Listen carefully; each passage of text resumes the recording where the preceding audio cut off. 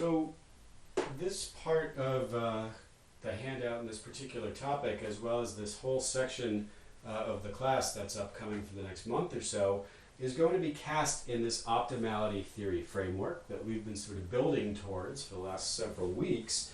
This is often abbreviated OT, so you'll hear people refer to as OT in phonology.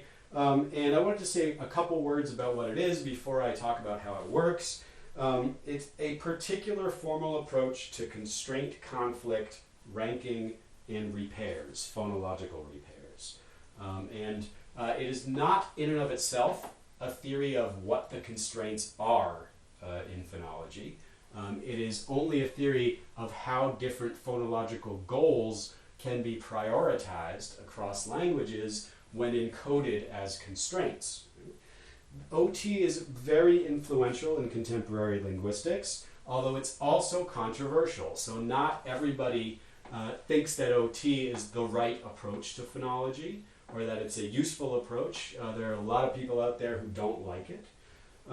That said, every educated linguist needs to know something about how optimality theory works. Whether or not you decide that this is how you want to do grammar for the rest of your life, that's a controversial question. I'm not necessarily claiming here that optimality theory is right, but it is an important part of contemporary phonology, and more importantly for this class, it offers a much more principled approach to cross-linguistic variation than other kinds of phonological theories do.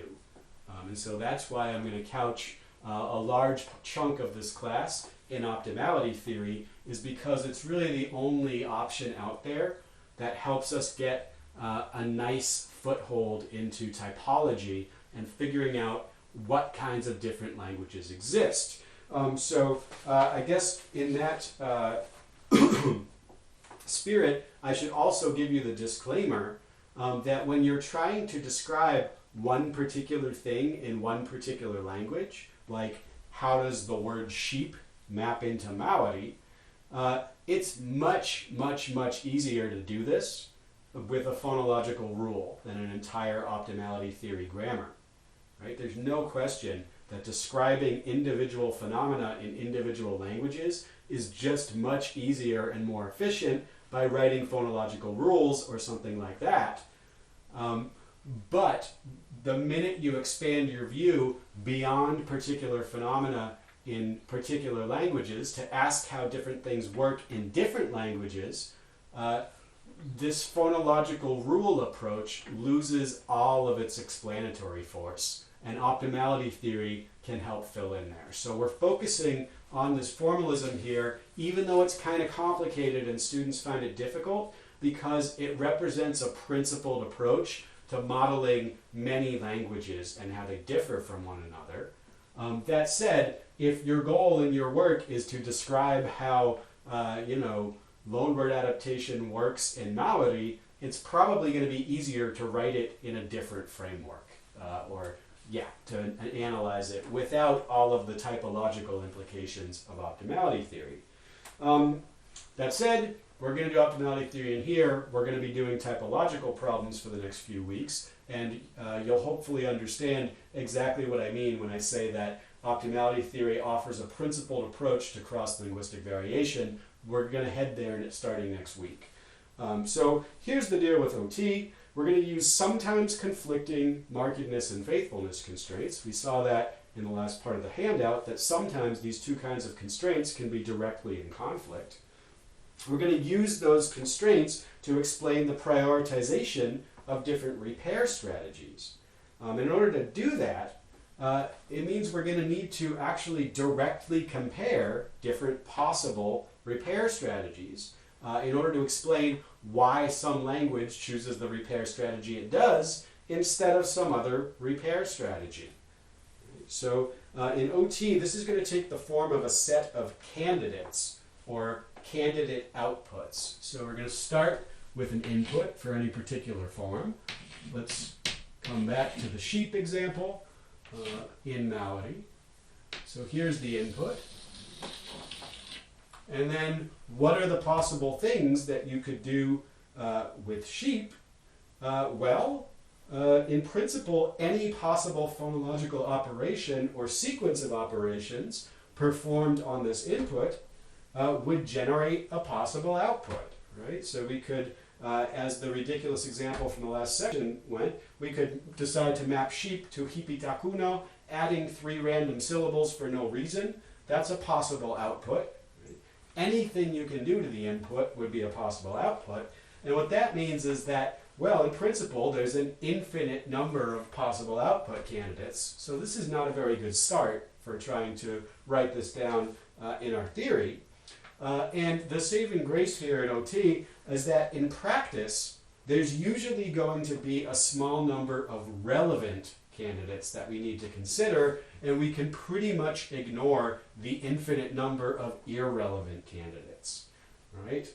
So for instance, this hypothetical mapping where you just add random stuff into the input, hipitakuno, that's going to be the same well-formedness in Maori as just hipi, except it's also going to violate a whole bunch of extra faithfulness constraints by adding random stuff. Another way of putting this is that both of these are well-formed words in Maori, but hipi is much more similar to the input than hipitakuno, and so there's really no reason to put candidates like hipitakuno into consideration. For any of the infinite number of candidates like that, we can explain why none of them are the actual output in Maori, because they're no better than hipi in terms of markedness, and they violate more faithfulness constraints. So they can't ever be the winner. We say that candidates like that are harmonically bounded by the actual output hipi. And so that's already an infinite number of totally irrelevant candidates that we don't even need to take into consideration. Instead, we want to look at plausible output candidates. Now, this can be a bit tricky. Oftentimes, I'll be sort of giving you this part of the assignment, or helping walk you through it. What does it mean to be plausible or to be relevant? Well, here's a first attempt at explaining what the relevant candidates are. There can still be a lot, but not an infinite number. Any possible output with minimal changes, right? So don't add random syllables for no reason, and which fix some aspect of the input. For example, just focusing on this sh sound in sheep, what could we do to that? Well, here are some relatively minimal changes. No change at all. Oops. I'm going to add this final vowel here that actually appears in Maori. I'm not going to explain this just yet. We're going to take it for granted right now and focus on this initial consonant instead. So we could leave that consonant as is. Right? That would be a plausible way to deal with this. Happens not to be the way Maori does it, but there's no reason in principle that it couldn't. What else could we do? We could change it to a non-strident fricative, like ha. That would be a possible output pattern. We could change it to some other sound, like maybe a coronal stop.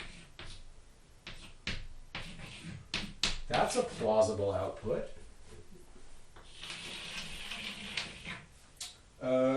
We could delete it. We're going to ignore that one for the moment because we're leaving those constraints for later. There's a constraint that says don't delete stuff. That's how we would model this. But yeah, in general, we might try changing this into a variety of things that don't violate Maori grammar, and we'd need to consider each of those when we're considering how this form gets mapped. But we don't need to consider candidates that change these things plus a whole bunch of other things, because those will never be preferred in our grammar. So in practice, we can get a fairly small number of candidates to focus on and be relatively sure that we're getting the right predictions from the grammar. Can you think of any other changes you might make to this that would be a plausible output candidate in Maori?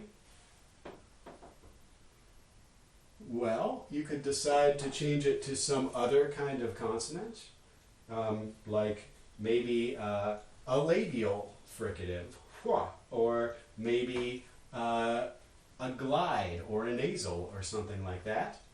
I already mentioned deletion. We could do that. Those are the big ones that I can think of when you're trying to get rid of an input strident fricative like this. You can preserve the fricative nature of it. You can preserve the coronal nature of it. You can't preserve both because there's no coronal fricatives. That said, you might want to put in a candidate with a coronal fricative. Actually, the faithful candidate would work there. This one that doesn't change the sound in question we refer to as the faithful candidate, and this should always be considered in any OT analysis. So each of these candidates is going to be in competition with one another. This is the basic idea of how OT works, because only one of them can be the output for this input sheep, the output being the actual spoken form here. How are we going to analyze why this guy ends up being the output instead of this one, or the hypothetical one that deletes sh? Well, we're going to give a prioritization of the relevant constraints, that is, a constraint ranking, that explains why one of these candidates would be optimal or would be preferred over the others. Right? So we're going to give a constraint ranking that selects the actual output form as the optimal output. And this kind of an analysis we're going to present in a table that's referred to as a tableau in OT. I don't really know why. And so here's an example in the handout on page 4 of a hypothetical tableau just for these three candidates and just for the input word sheep. And of course, in real life, we might need to consider more constraints and more candidates than this. This is just an illustration of how the general approach works. And in this tableau here, you'll notice instead of ident for these faithfulness constraints, I've used this cursive F to just mean faithfulness. That's because I want you to get used to either way of seeing these. You'll see them in both forms. Ident is probably a little bit more common, but you do also find this faithfulness formulation. And so what do we have here? Well, the first constraint is faithfulness to plus or minus continuant. So it's going to be don't change the feature continuant. And this means exactly the same thing as the fancy cursive F with plus or minus continuant. They mean the same thing. Don't change continuancy. The second one's a markedness constraint.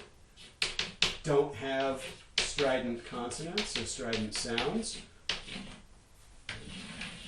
And then there's two more faithfulness constraints here. Don't change the feature coronal. Don't change the feature strident.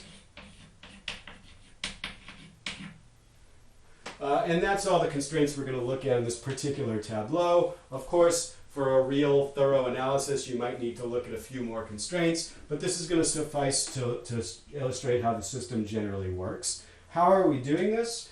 Well, we're putting one constraint in each column, except for the first column. And these constraints are going to be presented with the highest ranked constraints on the left, and then lower ranked constraints going down to the right.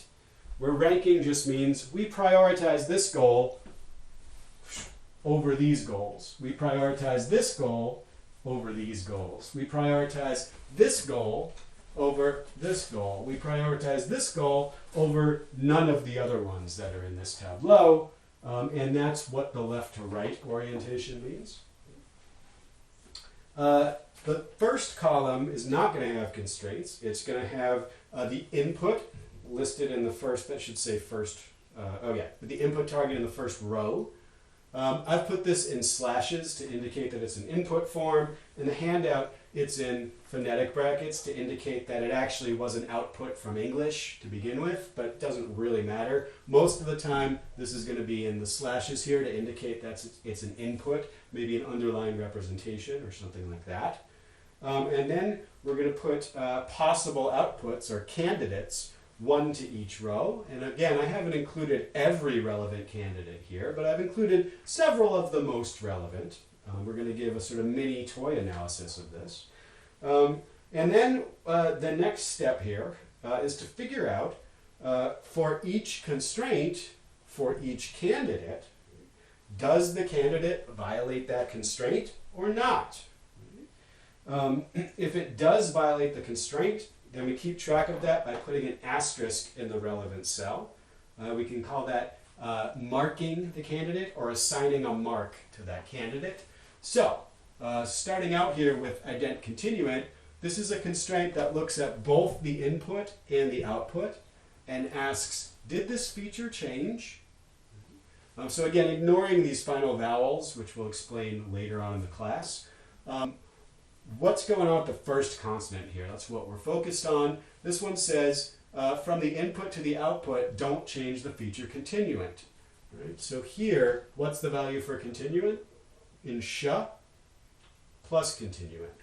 Here, what's the value in sh, plus continuant? That's no problem. Plus continuant, what about ha?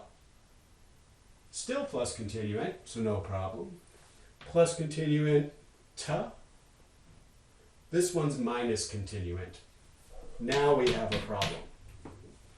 So we assign a mark to TP because it changed the continuancy of this first consonant.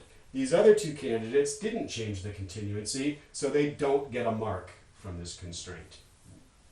Next one, star plus strident don't have strident sounds. Well, this one doesn't need to look at the input. It's a markedness constraint, and it only cares about the output candidates. And it just says, if the output candidate has a plus strident sound in it, assign a mark. So, does sheepy have a plus strident sound? It does.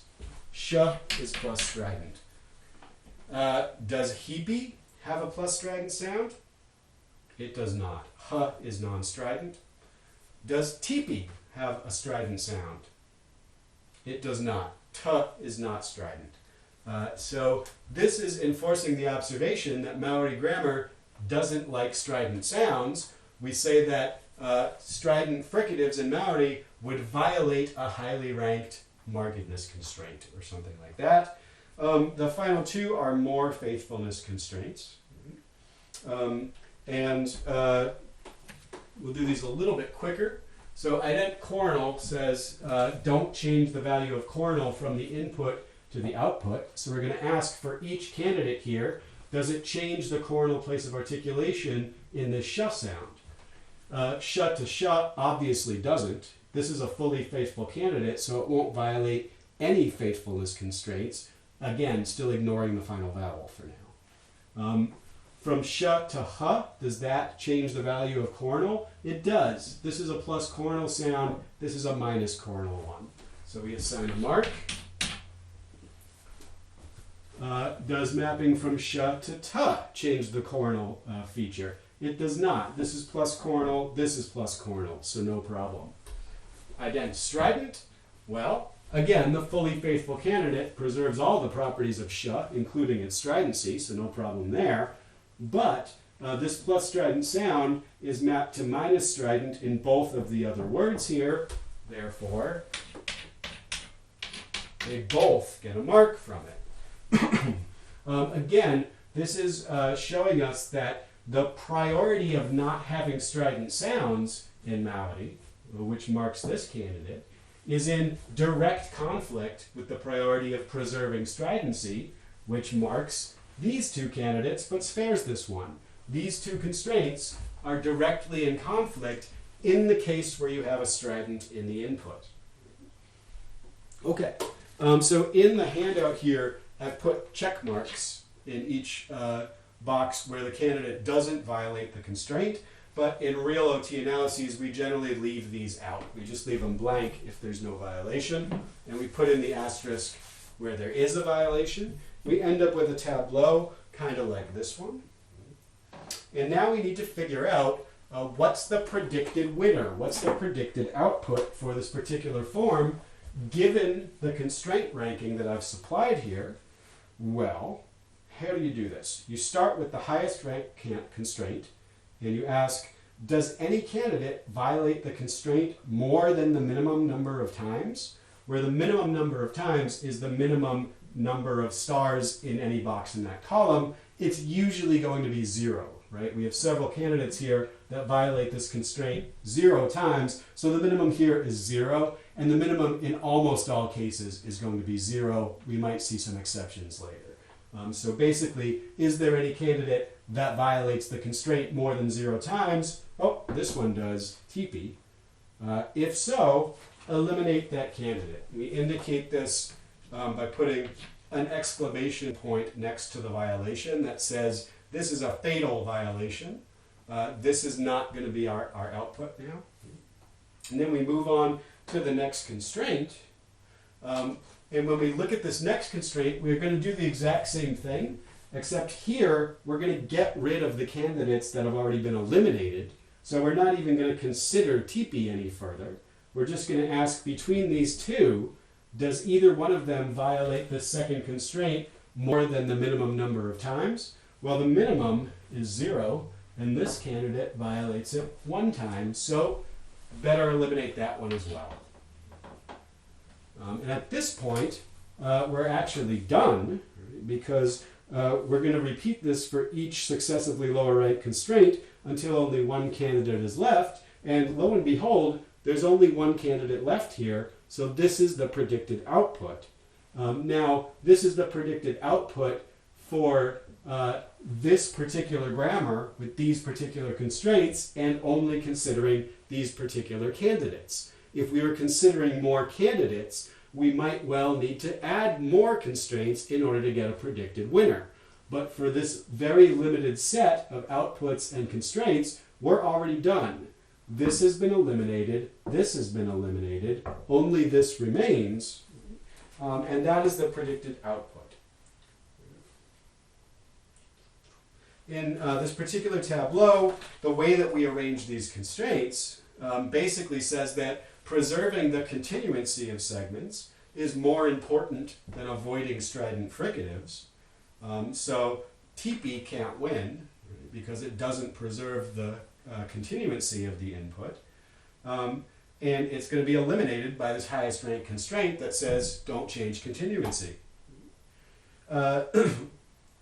Avoiding strident fricatives, in turn, is more important than preserving the coronal feature. That is the way that we arrange the tableau.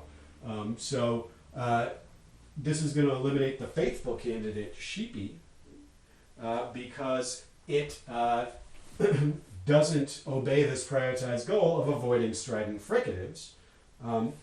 This is because sh is plus strident. Right? That's going to be eliminated too. And at that point, given the small set of candidates we considered here, this only leaves heapy, which is the predicted output, or the winner. This is often indicated in optimality theory text with this really annoying pointing hand symbol that you can only get in Wingding's font in Microsoft Word. You are free to use an arrow or something like that. Instead, it's kind of a pain in the butt trying to get that symbol.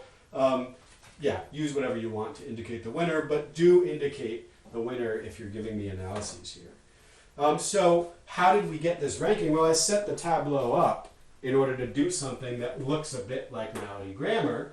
And I did that by basically following the reasoning that I've put in the handout here.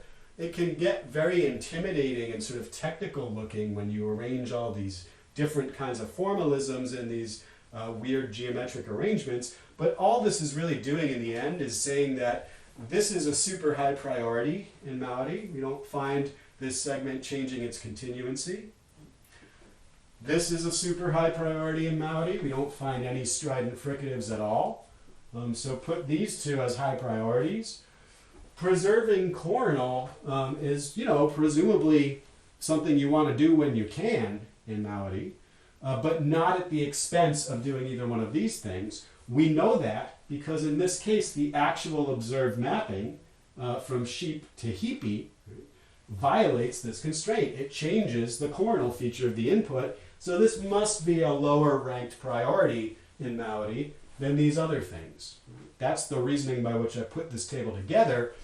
You're not going to be doing too much having to figure out what the right ranking of constraints is in this class. There'll be some of it. But most of the time, I'm going to be giving you parts of these problems and having you kind of fill in the blanks about how you would change things around. So here's a question. This arrangement of constraints gives you a malady-like pattern. What if we change the rankings around? What would happen? Let's start with, what if we moved this constraint, ident strident, up to the top of the tableau? What would happen there?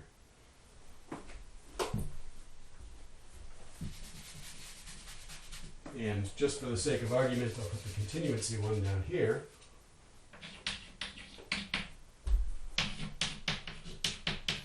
Sorry, that says stride for strident.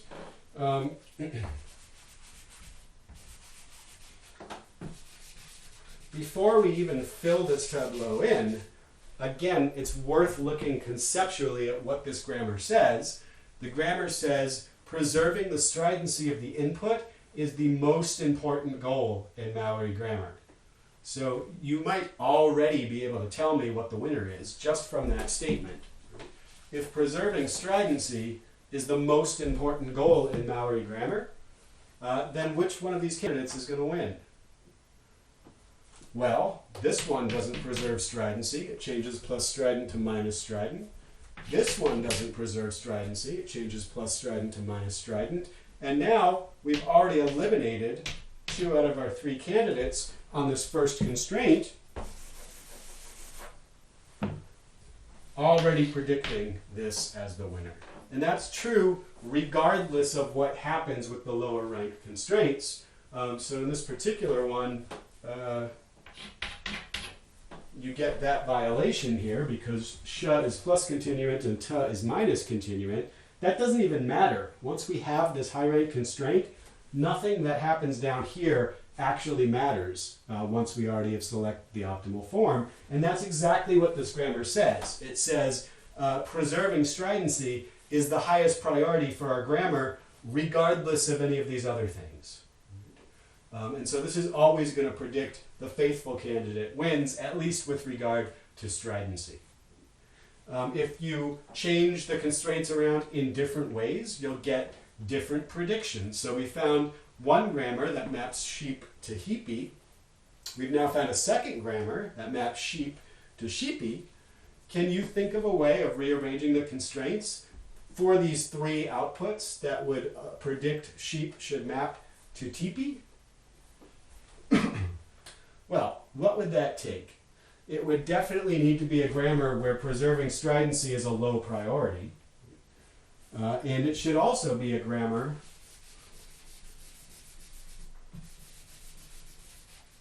where preserving continuancy is a low priority, because this is a grammar that changes both the stridency and the continuancy of sh, but preserves coronality, as in teepee. So we already have continuancy low ranked here. That's good. Let's put stridency down here, because we've just seen that that's got to be a low priority in this grammar. This is going to stay the same, the star plus strident constraint, because remember, Martinez constraints only look at the outputs. And then this one up here, what's the highest priority in this grammar? Well, it looks like maybe the highest priority here could be preserving the coronal feature, the place features. So there's ident coronal. It's good for this guy. It's good for this guy. But this one is non-coronal, so it's going to mark that guy. This is a grammar where the highest priority is to preserve the place of articulation of that initial consonant.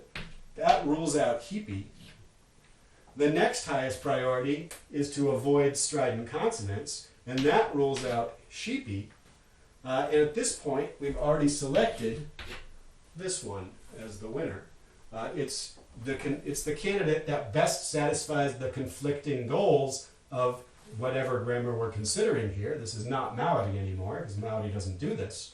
But this is a grammar that wants to preserve the place of articulation of a segment at all costs, but also hates strident consonants.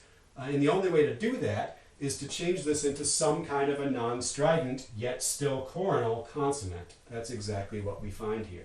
So the ranking conditions are very technical and can be confusing, but they really do correspond to well-defined conceptual goals that a phonological system might have. And if you change the ranking of the constraints, you change the prioritization of those goals, and you end up with a different input-output mapping, which in OT is what a grammar is. This is the difference between different grammars, is that they prioritize their goals differently. And in fact, that's the only difference between grammars. So OT predicts that a malady-like system can occur with regard to this particular input-output mapping and these particular constraints, but it also predicts that you could have another language that does a different mapping, either this one or this one. And this is a prediction of OT. It allows you to predict different languages with different input-output mappings by rearranging the priorities or the rank between different phonological goals. In the last section, we're going to do a brief practice of OT fundamentals, and we'll keep working on this the next several weeks.